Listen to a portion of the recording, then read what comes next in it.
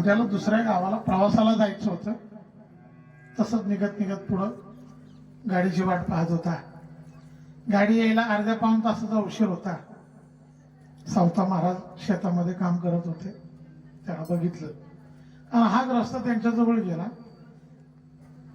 त्यांच्या जवळ जाऊन त्यांना म्हणू लागला, महाराज माझी एक विनंती आहे. म्हणले काय? म्हणले मला भक्ती म्हणजे काय हे नेमकं मला सांगा. महाराज हसायला लागले. अरे आयुष्य आयुष्य परमार्थात गेलं त्यांना आणखी भक्ती करायला कळलं ना. रात्रंदिवस भजन कर त्यांना भक्तीची व्याख्या आत्मसात होईना.